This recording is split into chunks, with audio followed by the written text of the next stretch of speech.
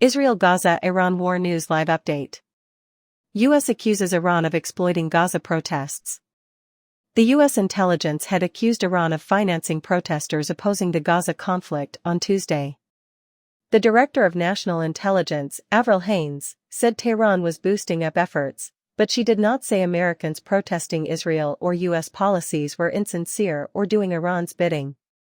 In recent weeks, Iranian government operatives have sought to opportunistically take advantage of ongoing Gaza war protests, employing a script we've seen others utilize over the years, Haines said.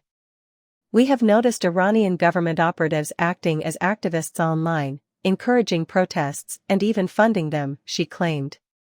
She warned of foreign actors that exploit our discourse freedom to express divergent ideas, when done peacefully, is crucial to our democracy, but also of their own interests. Iran's clerical regime backs Hamas, whose October 7 attack on Israel sparked a relentless Israeli offensive on Gaza.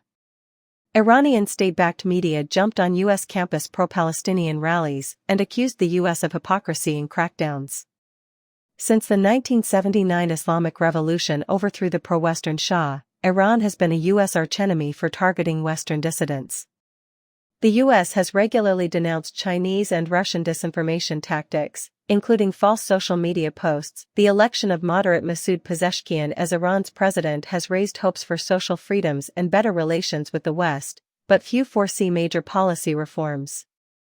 Pezeshkian may have a strong hand to resuscitate the economy, but insiders and observers warned he will have limited ability to allow social freedoms.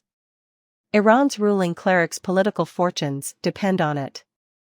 Since Supreme Leader Ayatollah Ali Khamenei controls top state concerns in Iran's dual clerical republican system, the president cannot change Iran's nuclear or foreign policy. The president may shape policies and will help choose Khamenei's 85th successor. Hardliners in Khamenei's judiciary, armed forces, and media have obstructed Western openings and internal liberalization. Khamenei advised Pezeshkian to maintain the policies of hardline President Ebrahim Raisi, who died in a helicopter crash in May. Pezeshkian self-identifies as a principlist, someone loyal to the intellectual ideals of the revolution, and has been open about his devotion to the Revolutionary Guards and Khamenei, said Carnegie Endowment associate Karim Sajidpour in Washington. Will Iran change its nuclear standoff? Last Monday, 69-year-old former heart surgeon Pezeshkian won Iran's runoff presidential poll and remained unconfirmed. He has promised to support a pragmatic foreign policy and alleviate tensions with the six major powers involved in delayed nuclear talks to resuscitate a 2015 accord. Analysts agreed that Pezeshkian's triumph was a blow for hawks like his competitor, hardliner Saeed Jalali, who opposed opening to the West and nuclear deal reactivation. After repeatedly poor election turnout since 2020, Jalali's allies have criticized a hardline oversight group for allowing Pezeshkian to run. Insiders say Khamenei did this to boost turnout. Given growing public unhappiness over economic problems, Pezeshkian believes revived discussions with the West would relieve heavy U.S. sanctions. On Monday, White House spokesperson John Kirby indicated the U.S. was not ready to resume nuclear discussions with Iran under the new administration. To Pezeshkian, the stakes are great.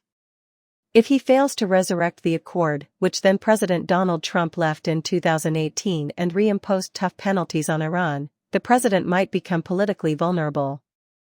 He faces a challenging task ahead.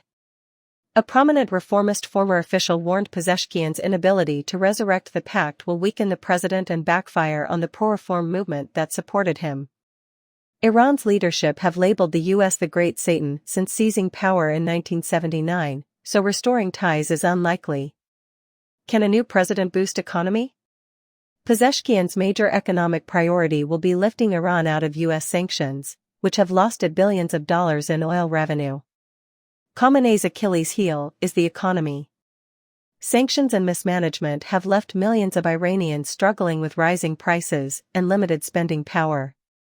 Khamenei understands the governing clerics dread a return of protests by lower and middle-income people unhappy at hardship. An individual close to Khamenei warned, failure to improve the economy will lead to street protests, especially since that people have high aspirations due of Pezeshkian's campaign promises. Analysts say Iran's economic picture is increasingly uncertain, with Trump's anticipated return as U.S. president likely to tighten oil sanctions. Will strict social restrictions change? Pezeshkian's insider status and close ties with theocratic Khamenei may allow him to build bridges across factions to achieve moderation, but this would not allow him to make the fundamental changes many pro-reform Iranians want. Analysts expect Pezeshkian to follow in the footsteps of reformist President Mohammad Khatami and pragmatist Hassan Rouhani, who inspired Iranians to change but were blocked by hardliners in the clerics and Revolutionary Guards. Pezeshkian is neither moderate nor reformist. Pezeshkian would obey Khamenei's orders to rule by brutality and repression as a foot soldier, said Hadi Ghimi, executive director of New York-based Center for Human Rights in Iran. The 2022 death in jail of young Iranian woman Mahsa Amini sparked months of turmoil in Iran, and Pezeshkian criticized the establishment as a politician. Will Iran alter its regional policy?